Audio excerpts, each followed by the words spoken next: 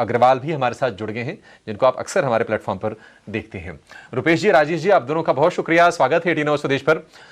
राय, राजेश जी, एक बार आपसे ना कैपिटल गुड्स वाले शेयरों पर लेंगे सर। जिस तरह से ये अटकलें लगाई जा रही हैं कि भारत में चाइनीज कंपनीज के दरवाजे फिर से खुलेंगे, तो निश्चित तौर पर इनको दिक्कत तो होगी। पहले भी जूझ रहे थे ये, फिर बीच में 5 साल का बैन लगा दिया गया, उसके बाद हमने शेयर में रिकवरी भी देखी। आप जरा बताएंगे राजेश जी कि कैसे आप देख रहे हैं, मतलब कितना बड़ा थ्रेट हो सकता है ये? गुड आफ्टरनून आशीष जी, अभिषेक जी और बाकी भी जो पैनल में मित्रगण है, सबको नमस्कार। आपने सही कहा कि ये जो खबरें कुछ दिनों से चल रही है, पिछले 2-3 दिन से, कि चाइनीज जो बैन लगी हुई थी वो वापस से खोल दिया जाएगा, इसमें दो चीजें हैं। एक तो ये अभी खबरें हैं, इसके कोई अभी तक ऐसा कोई ऑफिशियल अनाउंसमेंट आया नहीं है, बाजार उसको पहले ही भुना रहा है। दूसरे, अगर आप देखें तो अगर ऐसा हो भी जाता है, मान लीजिए हो जाता है, तो क्या होगा? चाइनीज कंपटीशन बढ़ जाएगा, ये तो अपने नकार नहीं सकते हैं। लेकिन जो कंपनियां भारत में है पिछले 5 साल से, जिस तरह के ऑर्डर बुक वगैरह इनकी हो गई है, उसे देखते हुए, या पहले के जो दिनों में चाइनीज की क्वालिटी को लेकर के जो दिक्कतें थी, चाइनीज इक्विपमेंट को लेकर के, वो सब चीजों को लेकर के लगता है, मुझे नहीं लगता कि बहुत ज्यादा प्रभाव पड़ेगा, क्योंकि ऑर्डर बुक ऑलरेडी, प्राइस अभी कंपनियों की अच्छी है। आज खास आप भेल की ही बात कर लो तो लगातार अच्छी ऑर्डर बुक आई है, और अब पाइपलाइन भी अच्छी है, फिर वो थर्मल की हो चाहे एचवीडीसी की हो, रेलवे और रिन्यूएबल एनर्जी सेगमेंट में भी अच्छे नंबर्स आ रहे हैं। और कैपेसिटी एक्सपेंशन कर रहे हैं 10 गीगावाट से 12 गीगावाट की। दूसरी तिमाही में अगर आप देखो तो 14% का रेवेन्यू जंप था, एबिटा में तो 111% की जंप थी। तो इन सब चीजों के मद्देनजर मुझे लगता है कि हो सकता है कि शॉर्ट टर्म में दिक्कत आए, जो कि हमने देख रहे हैं भेल में लास्ट कुछ एक दिनों से अच्छा प्रेशर आया हुआ है। 250 के आसपास आता है, कोई सी का लंबी अवधि का होराइजन हो तो खरीदारी करनी चाहिए। इवन सीमेंस, जिसका आपने नाम लिया, सीमेंस की दोनों कंपनियां, फिर वो चाहे सीमेंस हो या सीमेंस एनर्जी हो, दोनों पे ध्यान देना चाहिए। सीमेंस में अगर आप देखें तो पहली बुलेट ट्रेन का ऑर्डर उन्हें एग्जीक्यूशन का मिला, अच्छी खासी ऑर्डर बुक है, एग्जीक्यूशन कैपेसिटीज है। तो इन सब चीजों के मद्देनजर मुझे लगता है कि ये जो गिरावट आ रही है इन खबरों के चलते, एक लंबी अवधि के निवेशकों को एक अपॉर्चुनिटी दे रही है, क्योंकि इतने बढ़ जाने के बाद थोड़े से वैल्यूएशन कहीं स्ट्रेच हो गए थे, अब वो वैल्यूएशन कंफर्टेबल लेवल में आ रहे हैं।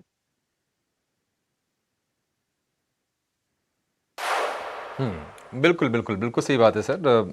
कम से कम उस फ्रंट पर तो एक फायदा जरूर हो जाएगा। एक और एक्सपर्ट को साथ में जोड़ते हैं, कोटक सिक्योरिटीज के श्रीकांत चौहान हमारे साथ जुड़ गए हैं।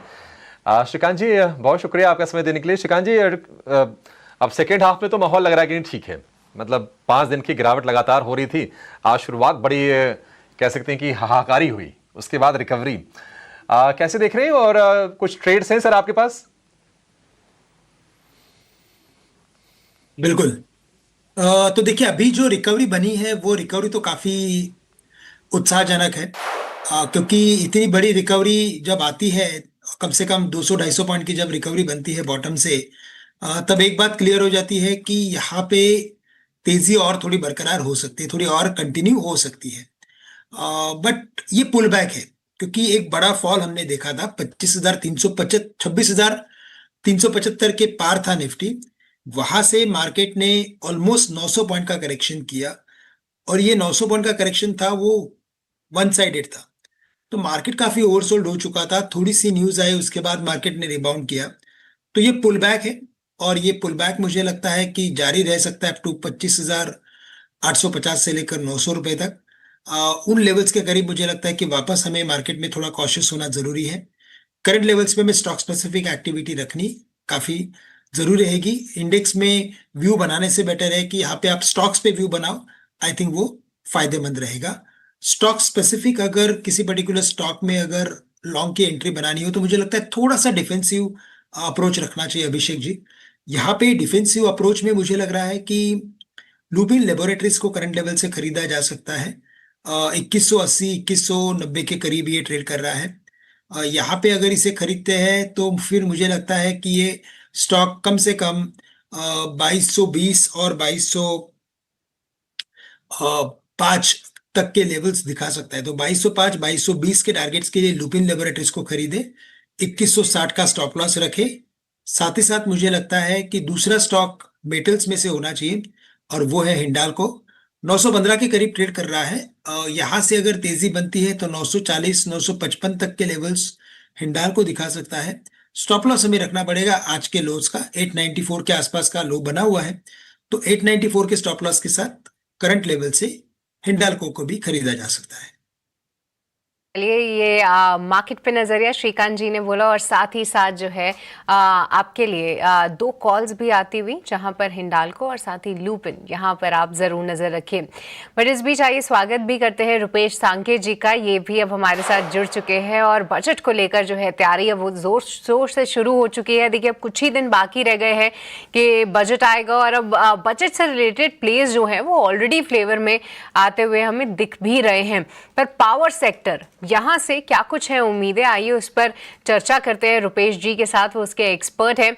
रुपेश जी, देखिए, हर साल जो है, अब हाल फिलहाल हमने ये जरूर देखा है कि रिन्यूएबल एनर्जी पे जो है काफी फोकस रहने लगा है, क्योंकि देखिए कहीं ना कहीं सरकार जो उज्ज्वला स्कीम लेकर आई है, साथ ही रिन्यूएबल एनर्जी को कैसे बढ़ाया जाए, इस पर फोकस रहा है। सबसे पहले तो आप यही बताइए कि इस बार पावर क्षेत्र के लिए क्या कुछ खास रह सकता है, क्या उम्मीदें लगा के चल रहे हैं आप लोग, और साथ ही साथ रिन्यूएबल पर फिर से किस तरीके से हम फोकस देखेंगे? या गुड आफ्टरनून।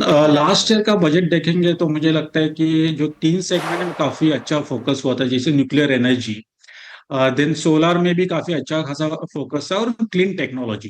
तो न्यूक्लियर में जो लास्ट बजट में जो अनाउंसमेंट किया था कि एटॉमिक एनर्जी एक्ट जो 1962 का है, या न्यूक्लियर सिविल लायबिलिटी जो 2010 का जो था, उसमें अमेंडमेंट लेके आएंगे, और वैसे ही पार्लियामेंट में बिल पास हो गया शांति नाम से। अभी मुझे लगता है आगे जाके जो वैल्यू चेन में जो कंपनीज है, अगर रिन्यूएबल न्यूक्लियर को as a renewable energy consider होता है, तो जो 18% वाला जीएसटी रेट है वो 8-8% के आसपास आना चाहिए। उसके अलावा जो प्राइवेट प्लेयर्स को अलाउ किया है, और न्यूक्लियर का कॉस्ट अगर आप देखेंगे तो 20 करोड़ पर मेगावाट बेसिस में आता है। अगर स्मॉल मॉड्यूलर रिएक्टर की बात करते हैं तो 30 करोड़ के आसपास आता है। तो ये कैपिटल इंटेंसिव इंडस्ट्री है, तो उसको प्रमोट करने के लिए मुझे लगता है कि गवर्नमेंट काफी सारे अनाउंसमेंट और क्या कह सकते हैं, जिसके वजह से कैपिटल कॉस्ट कम होगा, और एक टैरिफ जो डिस्कॉम के लिए भी फेवरेबल हो सकता है। तो वैसे सारे चीजें हम लोग इस बजट में एक्सपेक्ट कर सकते हैं। एमएनआरई और मिनिस्ट्री ऑफ पावर को, दोनों को अगर सेपरेट करते हैं, तो लास्ट ईयर में मुझे लगता है कि जो मिनिस्ट्री ऑफ पावर का जो बजट था वो 10-11% से बढ़ा था, 20,000 करोड़ का 21-22,000 किया था। और जो रिन्यूएबल एनर्जी है, जो 10-12 करोड़ से 27,000 करोड़ किया था, ये टाइम पे वो 35-40 हजार करोड़ हो सकते हैं, क्योंकि बहुत सारे जो स्कीम्स है, पीएम सूर्य घर, उसमें बहुत सारा इंस्टॉलेशन हो रहा है, तो गवर्नमेंट उसमें 30-40% कैपिटल ग्रांट दे रहे हैं। उसके अलावा बहुत सारे जो स्कीम्स, जो कुसुम योजना थे, उसमें भी बजटरी एलोकेशन बढ़ सकते हैं। तो ओवरऑल बजट रिलेटेड जो कैपेक्स काफी इंप्रूव हो सकते हैं।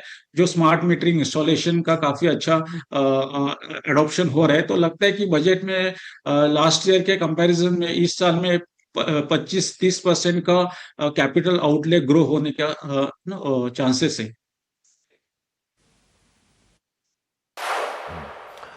रुपेश जी, बहुत शुक्रिया आपका समय देने के लिए। रुपेश जी, लगभग 500 गीगावाट की हमारी इंस्टॉल्ड टोटल कैपेसिटी है, तो एक बड़ा उस हिसाब से तो है ही। और अगर हम प्रोड्यूसर्स की बात करें या फिर कंजम्पशन की बात करें, तो इंडिया दोनों यही पैरामीटर पर तीसरे नंबर पर है। ये पावर वाले जरा बताइए कि ये आपके इंफ्रा कैपेक्स का पार्ट ही तो होता है ना सर। और दूसरी चीज, जो पावर की जो वैल्यू चेन है, क्योंकि रिन्यूएबल अगर आपको उस पर पुश करना है तो एक लंबी वैल्यू चेन होती है उसकी, तो वहां पर कौन से कंपनीज हैं जो आपके हिसाब से वेल प्लेस्ड हैं, और निवेशकों को कोर पावर के अलावा भी उन पर फोकस करके चलना चाहिए? डेफिनेटली 2020-22 तक जो कन्वेंशनल प्लेस है, जैसे NTPC, JSW energy, Tata power, ये काफी स्लो जा रही थी रिन्यूएबल एनर्जी में। इतना सारा अच्छा कैश फ्लो होने के बावजूद भी अभी उनको लगा है कि आगे आने वाला, जैसे आपने बताया 500 गीगावाट का कैपेसिटी है, और अभी का जो पीक डिमांड चल रहा है वो 230 गीगावाट के आसपास है, और 2030 तक हम एक्सपेक्ट कर रहे हैं कि ये पीक डिमांड 330 गीगावाट तक जाएगा। तो उसके लिए जो कैपेसिटी होना चाहिए भारत में, वो कम से कम 900 गीगावाट कैपेसिटी का। इस अपॉर्चुनिटी को कैपिटलाइज करने के लिए सारे कन्वेंशनल कंपनीज है जैसे NTPC, JSW energy, CESC, NLC India, NHPC, जिन सारे लोग इस रिन्यूएबल एनर्जी का अपॉर्चुनिटी ग्रैब कर रहे हैं। तो मुझे लगता है अगर रिन्यूएबल एनर्जी को प्ले करना है, साथ में साथ nuclear energy, pump hydro storage और अदर वैल्यू चेन्स ईपीसी, तो मुझे लगता है ये कंपनीज में काफी अच्छा मल्टीपल मिल सकता है। क्योंकि लास्ट 1-2 साल में हमने देखा है जो प्योर प्ले एनर्जी प्लेयर्स है, रिन्यूएबल एनर्जी प्लेयर्स है, उसमें वैल्यूएशन बहुत एक्सेस क्रिएट हुआ था। और लास्ट 1-2 साल में बहुत सारे प्रोजेक्ट्स डिलेज हो गए, टैरिफ कम हो गए, सोलर पैनल्स का कॉस्ट भी स्टेबल है, तो उसमें थोड़ा अग्रेसिव मूव था। लेकिन अभी जो नेक्स्ट फेज ऑफ अपॉर्चुनिटी है, उसमें ये जो कन्वेंशनल प्लेयर्स है, NTPC, Tata power, CAC, NLC India, उनके पास बेटर कैपिटल अलोकेशन स्ट्रेटेजी है। तो मुझे लगता है उनका ओके। ओवरऑल आरओई भी अच्छा होगा और कंपनीज मार्केट उसको अच्छा वैल्यूएशन देंगे, रादर देन खाली renewable energy okay. Focus player को। ओके।